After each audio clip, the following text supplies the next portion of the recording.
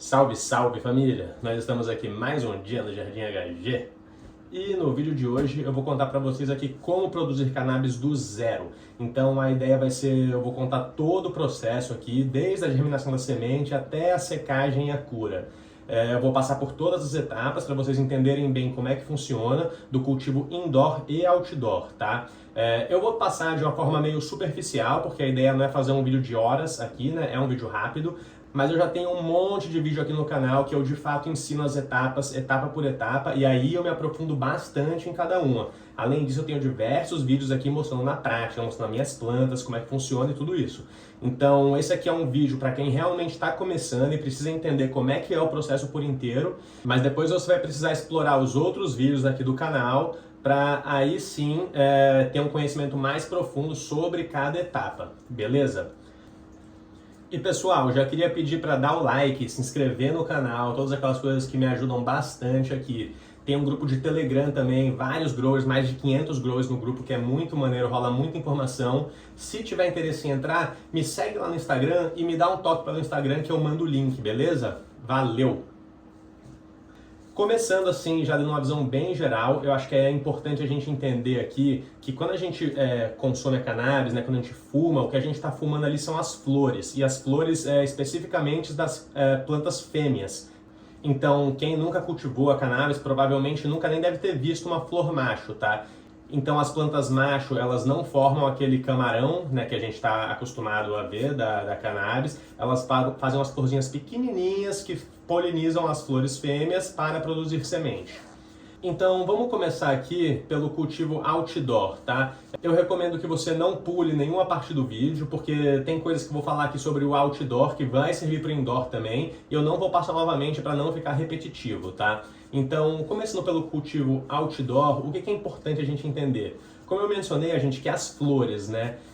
E a cannabis, ela é uma planta fotoperiódica. Isso significa que ela entra no estado de floração de acordo com a exposição ao tempo de luz, tá? Então, na natureza, né, ou no cultivo outdoor, a cannabis ela entra em floração no outono, quando os dias começam a ficar mais curtos, né? Então ela entende, né, a planta que o inverno está chegando e que ela precisa se reproduzir. Então no verão a gente tem dias mais longos, né? E quando os dias começam a ficar mais curtos na entrada do inverno, ela começa a florir.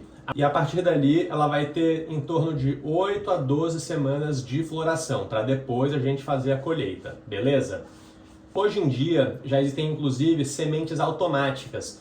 Então essas sementes elas entram em estado de floração independentemente do fotoperíodo. Elas foram produzidas especificamente para o cultivo outdoor, tá? Então semente automática não é para cultivo indoor, é para cultivo outdoor, porque não precisa esperar até a entrada do inverno para ela começar a florir. Então as sementes automáticas, após a germinação da semente, cerca de um mês depois, ela já começa a entrar em estado de floração, independentemente do fotoperíodo. Pode ser o auge do verão, com dias super longos, de 16 horas de dia, e ela vai acabar entrando em estado de floração com um mês de vida.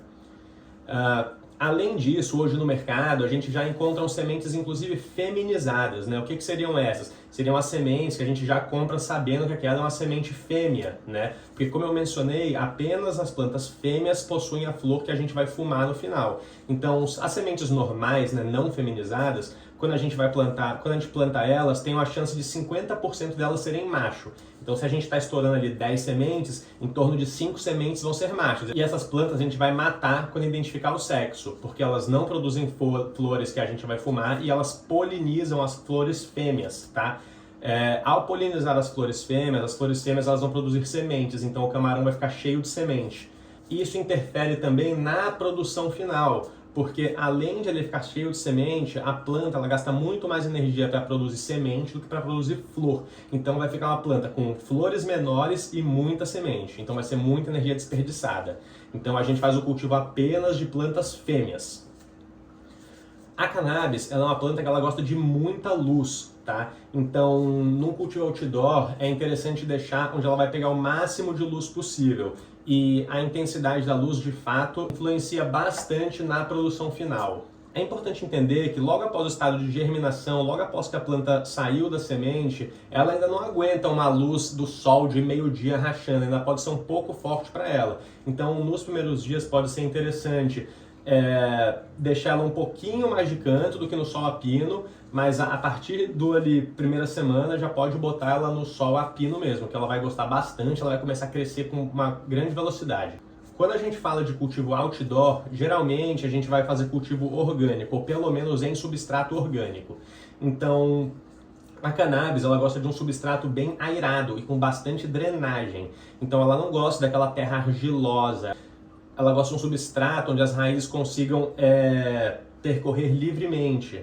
Então, uma dica é quando você está montando um substrato, né, um solo para o seu cultivo, você pega ele, molha ele e aperta ele na mão. Quando você soltar, se ele ficar grudado ainda, é porque talvez seja muito argiloso. Tem que ser aquele solo que mesmo molhado, você toca e ele vem esfarelando. É muito comum usar uma proporção de 50% de material inerte, que vai estar ali apenas para drenagem, material que não vai fornecer nutriente, e 50% de matéria orgânica, ou seja, material que vai estar ali realmente para fornecer nutriente. Então eu vou dar um exemplo aqui para vocês, tá? Um exemplo de solo seria, por exemplo, 25% humus de minhoca, 25% composto. Então isso vai dar 50%, é a parte que vai dar o nutriente. E os outros 50% seria 25% fibra de coco, que não tem nenhum nutriente, e 25% perlita, que também não tem nenhum nutriente. Esses dois componentes estão no solo apenas para favorecer a drenagem e deixar o solo mais airado também. Outro exemplo poderia reduzir ainda um pouco mais a carga de matéria orgânica, tá? E entrar com mais alguns incrementos que poderiam favorecer bastante a produção de flores mais para frente, como fontes de fósforo e potássio. A cannabis, ela depende de macronutrientes e micronutrientes. Então, os principais macronutrientes são nitrogênio, fósforo e potássio. Durante o estado vegetativo, então o estado de desenvolvimento, quando a planta está crescendo antes da floração, ela precisa de mais nitrogênio, que é o principal nutriente responsável pelo crescimento da planta. No estado de floração, ela vai precisar de mais fósforo e potássio, tá? Então, se por exemplo formos utilizar alguma forma de fertilizante, é muito comum nos fertilizantes verem escrita a proporção de NPK, né? Nitrogênio, fósforo e potássio. Então, durante a fase vegetativa, a gente vai usar fertilizantes com mais nitrogênio. E durante a fase de floração, a gente vai utilizar fertilizantes com mais fósforo e potássio. Beleza? Uma prática muito comum é se fazer transplantes. Então, muitas vezes a gente não começa botando a planta direto no vaso final dela. Então, a gente começa botando a planta em um vaso menor, tá? E depois, quando a planta for crescendo e aquele vaso começar a ficar pequeno para ela, a gente faz o transplante para um vaso maior, que é o vaso onde ela de fato vai entrar na flora. Quando a planta estiver começando a entrar na flora, a gente vai ver ela soltando ou os pistilos, que vão ser o sinal de que é uma planta fêmea, ou os sacos de pólen, que vão ser sinais de planta macho. Também é possível termos plantas hermafroditas, então ela vai produzir tanto os pistilos quanto os sacos de pólen. O comum é também se matar plantas hermafroditas. Então a gente geralmente só leva até o final do cultivo as plantas fêmeas. E quando está utilizando plantas regulares, realmente não tem jeito. Então a gente só vai descobrir na entrada da flora mesmo, quando elas começarem a apresentar esses pistilos ou sacos de pólen. Num cultivo outdoor é muito comum terem pragas, tá? Em cultivo indoor também tem praga, mas no cultivo outdoor é muito mais fácil de chegar, né? Sendo que está exposto, né, ao meio ambiente, quando no cultivo indoor está numa tenda dentro da casa.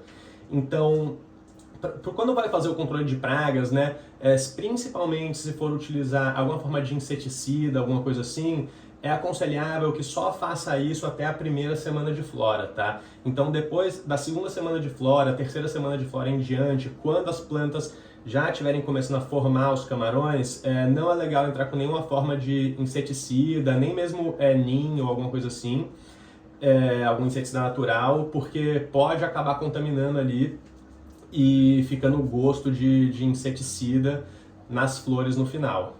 Entre 2 e 3 meses após o início da flora, as plantas vão estar prontas para a colheita.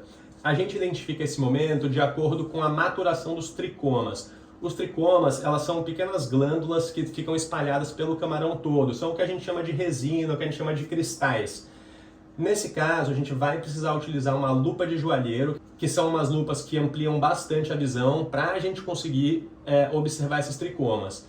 Então, os tricomas durante o estado de flora, eles são transparentes. Quando a planta vai ficando madura, eles vão ficando brancos, eles vão ficando leitosos e depois eles vão ficando âmbar, né, mais amarronzado. O ponto ideal para a colheita é quando os tricomas começarem a ficar âmbar. Então, grande parte deles estará branco, leitoso e vai começar a aparecer um ou outro tricoma âmbar. Nesse momento é o momento que eu acho ideal para a colheita. É legal entender que quanto mais deixar a planta no pé, então quanto mais tricoma âmbar, a planta vai começar a ficar com um efeito mais sedativo. Então vai começar a ficar com um efeito mais que vai dar mais sono, você vai querer ficar mais no sofá, esse tipo de coisa, tá? Então o ponto da colheita vai interferir também nos efeitos da flor, tá? Após a colheita, a gente vai fazer o processo de secagem. Então, essas flores elas vão estar molhadas. Para o processo de secagem, a gente vai deixá-las secando no escuro, geralmente os galhos inteiros de cabeça para baixo, por cerca de 7 a 15 dias. Então, geralmente demora em torno disso, mas é até o momento que eles estiverem secos. Após a secagem, ainda é importante fazer o processo de cura. Então, a gente vai estocar essas flores, geralmente, dentro de potes de vidro, bem vedados, onde ela ainda vai passar por uma série de reações químicas por cerca de 15 dias, 20 dias, onde o sabor dela ainda vai alterar bastante, os efeitos dela ainda vão alterar, então ela ainda vai melhorar bastante. Logo após a secagem, a planta ainda nem tem muito sabor, ela fica meio sem graça. Depois de 2, 3, 4 semanas de cura, aí sim ela fica bem gostosa para o consumo. E agora vamos trazer o cultivo para dentro da casa, então o cultivo indoor. Para o cultivo indoor, a gente vai precisar de alguns equipamentos para simular a natureza. Então eu vou passar aqui para vocês a lista do que é legal ter. Então a gente vai precisar primeiramente de uma tenda. Dentro dessa tenda a gente vai precisar de um refletor de iluminação. Fora isso, a gente vai precisar de um sistema de exaustão para ter a troca de ar. A gente vai precisar de um filtro de ar, tá? Para conter o cheiro, porque fica muito forte dentro da casa. E além disso, um sistema de ventilação, que isso sim é um ventilador que fica dentro da tenda. As tendas mais utilizadas hoje, as mais convencionais, e a que com certeza você já viu por aí, são aquelas tendas pretas, com material refletivo por dentro. Essas tendas elas são bem legais, porque elas já têm as saídas de ar, tudo certinho, a porta abre bastante, algumas coisas que facilitam o cultivo. Mas é legal entender que para uma tenda daquelas, para uma tenda de madeira pintada de branco por dentro, eu digo um armário de madeira pintado de branco por dentro, a diferença é mínima, tá? Então, assim, não é algo que é necessário se comprar. É algo que consegue ser facilmente substituído por outra coisa, né? Por um armário, por exemplo, ou até mesmo uma sapateira, que no final das contas já parece muito uma tenda daquelas. Um dos pontos mais importantes no cultivo indoor é a iluminação. Então, a luz do sol, ela é muito potente e a gente está sempre tentando reproduzir a luz do sol. Então, hoje tem painéis full spectrum, né? Aqueles painéis conhecidos como quantum board, que são muito bons, eles têm uma eficiência muito boa, então eles consomem pouca energia pro tanto de luz que eles geram. Continuam consumindo uma quantidade legal de energia, mas quando comparado às lâmpadas mais antigas que a gente usava, as lâmpadas de vapor de sódio, vapor metálico, eles têm muito mais eficiência. Eles são painéis caros, tá? Não são baratos, mas realmente vale o investimento. Com um painel desse de 150 watts, você já consegue ter colheitas muito boas, tá? Num espaço de, por exemplo, 60 por 60. Outra opção, para caso um painel desses fique caro, seria a utilização dessas lâmpadas que eu mencionei, vapor de sódio e vapor metálico. Só que essas lâmpadas, apesar do investimento inicial ser baixo, como eu mencionei que a eficiência delas não é muito grande, a conta de energia acaba ficando caro. Então, por exemplo aqui, um painel de LED quantum board de 200 watts, watts é o consumo de energia, né? Ele vai produzir muito mais luz do que uma lâmpada a vapor de sódio de também 200 watts, entende? Por isso que esse que é o jogo da eficiência. Então, no longo prazo, ele acaba sendo mais barato, apesar do investimento inicial ser maior. Outra opção também seria utilizar painéis de LED, aqueles painéis normal, para iluminação de ambiente, para iluminação de garagem, aquele painelzinho preto clássico. É importante entender que a cannabis ela gosta de uma luz mais branca, então em torno de 6.500K no estado vegetativo, e uma luz mais amarela, em torno de 3.500K no estado de flora. Então, se estiver usando esses painéis de garagem, eu recomendo utilizar os painéis amarelos, porque a gente sempre vai priorizar o estado de flora, legal? Eu diria que se for utilizar esses painéis de garagem, seria legal no mínimo de 100 watts, tá? 100 watts já daria para levar legal o estado vegetativo, mas para o estado de flora seria legal botar ali no mínimo uns 200 watts. Após isso, é importante entender que a gente também precisa ter uma circulação de ar ali dentro. Então o sistema de exaustão é muito importante. Uma medida que a gente toma como padrão é que todo o ar do grow deve ser trocado uma vez por minuto. Então você deve calcular o volume do seu grow e utilizar esse dado para dimensionar o seu exaustor. É legal entender que quando a gente adicionar o filtro no exaustor, a vazão vai cair muito, eu diria que cai em torno de metade, tá? Então você tem que dimensionar o exaustor para o dobro, porque quando botar o filtro vai cair pela metade. O filtro ele não é essencial, o filtro não precisa ser utilizado, mas assim, no estado de flora o cheiro fica bem forte, tá? Então se não tiver o filtro, realmente o cheiro vai ficar na casa inteira e inclusive vai passar para fora da casa. Além do sistema de exaustão, é importante usar em combinação um sistema de ventilação, que seria um ventilador dentro do grow. Então o sistema de exaustão vai fazer a troca de ar do grow e o sistema de ventilação vai fazer a rotação de ar dentro do grow, tá? A planta, durante o estado de luz, ela está absorvendo o gás carbônico e liberando o oxigênio. A gente precisa ter essa rotação para ter gás carbônico disponível para ela, beleza? Esse setup que eu passei aqui para vocês, pessoal, isso aqui é o setup ideal, tá? Mas é legal entender que se você está começando, às vezes você não vai precisar de tudo isso. Quando eu comecei a plantar, por exemplo, eu tinha na época lâmpadas vapor de sódio, vapor metálico, e eu utilizava num quarto aberto, não tinha nem grow. Então não tinha também sistema de exaustão, nada disso. Eu tinha um ventilador que ficava lá ajudando a circular o ar. Então eu queria deixar bem explicado aqui que o importante é botar na massa. O mais importante é a iluminação, então é investir na iluminação. O resto é extra, a gente vai adicionando aos poucos, beleza? Se conseguir começar com um sistema topzinho assim já, maravilha. Mas se não começar, só tem dinheiro para um painel de LED de 200 watts, um painel de LED de 100 watts, já dá para começar. E aos poucos você vai ampliando, vai melhorando, tá? Com o passar do tempo você já vai estar com um equipamento bem legal.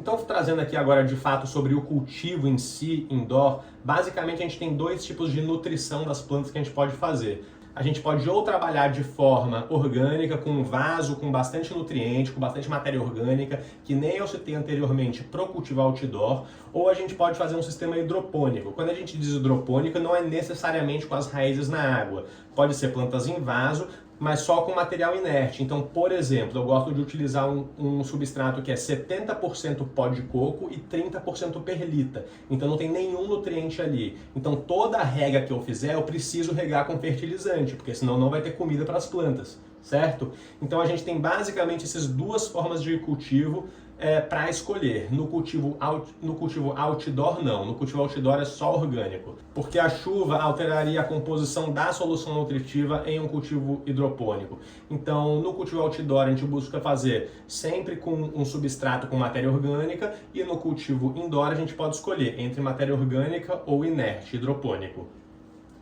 Como eu mencionei, as plantas elas entram em estado de flora quando a luz do dia começa a ficar mais curta. Então como é que a gente faz no cultivo indoor para induzir a floração?